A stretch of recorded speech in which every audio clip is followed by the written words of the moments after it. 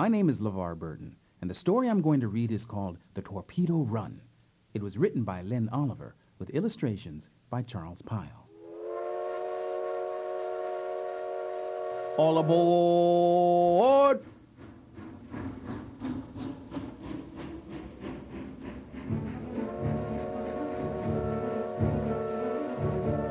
The taxi bumped down the road, coming to a stop in front of the huge train hangar. Maynard Henry had barely opened the door when Chief jumped out. The little dog chased his tail around and around, glad to be out of the car. Tuck and Billy Holden stared out the window at the enormous building. With its lights glowing in the night sky, the hangar looked like a spaceship from a faraway planet. Inside, train builders were working in secret to put the finishing touches on the Torpedo, the brand new engine that no one had ever seen but everyone was calling the locomotive of tomorrow. The door to the hangar swung open and Thaddeus Winterbottom stepped out. As president of the railroad, he was fond of giving long-winded speeches. "Tonight," he began, clearing his throat mightily, "the Torpedo will set out on its first run. I'm proud to have the three of you join me on this historic occasion." Billy, Tuck, and Mr. Henry started to go in the hangar, but Mr. Winterbottom pulled them back. He wasn't finished yet. "We will travel in darkness," he went on, "making our grand entrance tomorrow morning at the World's Fair in New York. Mr. Henry, you have the honor of being the first engineer of the locomotive of tomorrow. Tuck and Billy, you will be its first passengers. Chief, you will be its first canine." Chief wagged his tail happily, even though he had no idea what a canine was. Inside the hangar, a giant blue locomotive was being lowered by a heavy crane. "I give you the Torpedo," Mr. Winterbottom beamed, "the largest and fastest passenger engine ever built. You're looking at 1 million pounds of rolling steel." Tuck and Billy stared in amazement. The Torpedo looked like a rocket. It was huge, longer than 15 automobiles lined up end to end. Mr. Henry gazed up at the beautiful engine. "Well, I'll be," he said simply. "Well, I'll be." As Tuck watched the workers set the Torpedo on the tracks, he felt like the luckiest boy in the world. He couldn't believe it was only a few weeks ago that he had dreamed of a glass train car with high-domed windows all around. His mother and father had designed a model of Tuck's dome car and entered it in the Invention of Tomorrow contest at the World's Fair. When Tuck and Billy decided to surprise their parents at the World's Fair, they never imagined that they would be lucky enough to arrive in New York on the first run of the Torpedo. Mr. Winterbottom invited them on board as a reward for rescuing Maynard Henry's train, the President Washington, from a dangerous crash. Now, here they were, about to take part in an historic occasion. It was late at night when the Torpedo was finally ready to go. Mr. Winterbottom stepped forward and cleared his throat. The workers knew what that meant. He was going to make a speech. They scattered quickly. Noticing that he had no audience, Mr. Winterbottom decided to cut short his remarks. Mr. Henry climbed into the Torpedo's cab. Tuck and Billy were already inside. They had never seen so many dials and switches and levers. "What are all these things for?" asked Billy. She reached for a shiny black knob. "Oh, don't touch that," Mr. Henry cried. "It's the steam release." It was too late. Billy had already turned the knob. A blast of steam shot from the engine and a cloud filled the platform, covering Mr. Winterbottom from head to toe. Although he had disappeared from view entirely, he could be heard sputtering inside the thick white cloud. "Mr. Winterbottom," yelled Tuck, "are you all right?" "Not to worry, young man," Mr. Winterbottom answered from inside the haze. "Historic occasions often have rocky beginnings." Mr. Winterbottom retired to the parlor car to change his suit and rest up. The others waited on the tracks for the all-clear signal. At last, it came. "Well, whippersnappers," Mr. Henry said, "looks like we're ready to roll." He took a deep breath and fired up the mighty engine. Billy could see that his hand was shaking as he took hold of the throttle. She placed her small hand over his. "Don't worry, Mr. Henry," she said. You're going to do great." Billy kept her hand on his as the Torpedo pulled out of the hangar into the dark night. They rolled smoothly along the tracks, passing sleeping villages and shadowy towns. Only a full moon and the engine's bright headlight lit the way. The measured beats of the wheels pounded out a steady rhythm, clickety-clack, clickety-clack. "Let's see what she's really got," Mr. Henry said. He opened up the throttle, letting more and more steam do more and more work. When the Torpedo reached 100 miles per hour, Tuck and Billy hooted and hollered. They felt like they were flying. As the night passed, Tuck and Billy grew tired. "Why don't you catch a little shut-eye?" suggested Mr. Henry. "I can't sleep," said Billy. "I miss my parents." Tuck put his arm around Billy. "Remember what Mom and Dad told us?" he said gently. "No matter how far away they are always just on the other side of the train whistle." Mr. Henry pointed to the cord above his head. "Go ahead and blow that thing," he said. "Say good night to your folks." Billy pulled on the cord. The whistle sounded. It was the same sound their family heard every day back home in California when the daylight limit had passed their house. Billy smiled. The whistle reminded her of her parents. She knew that somewhere out there, they were thinking of her too. She snuggled up next to Tuck, and soon they were both asleep. Tuck and Billy woke up at dawn. "We're not far from New York now," Mr. Henry told them. Tuck squinted out the window.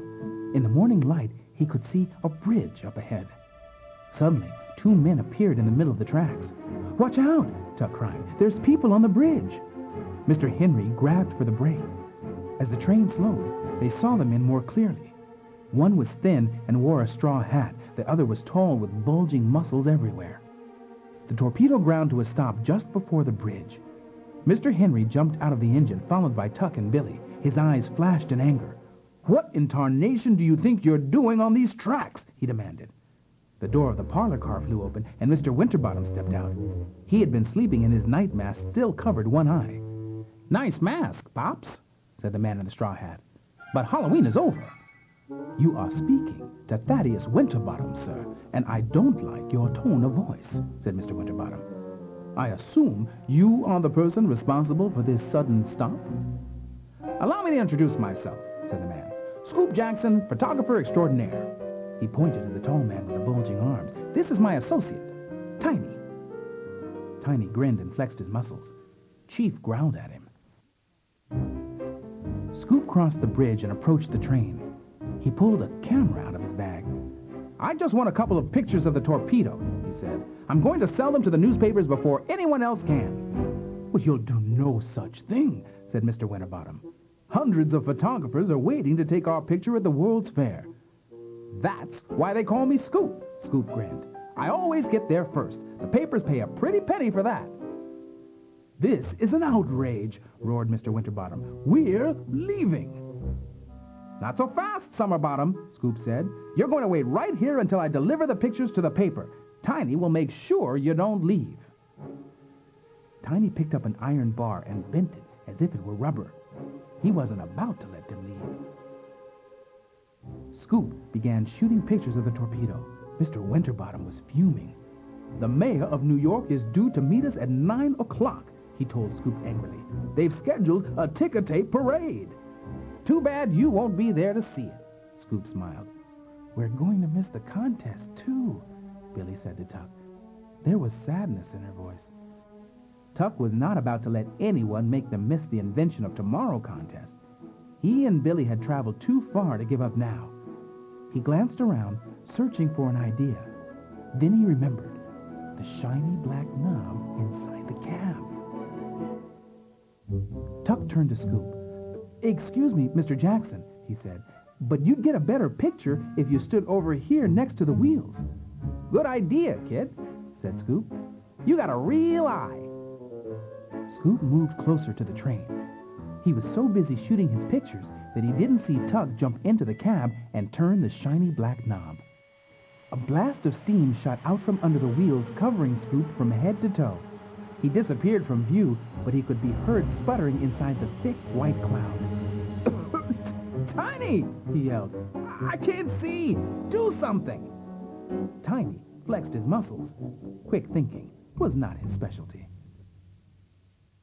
As Scoop tried to find his way out of the cloud, everyone jumped back on the torpedo.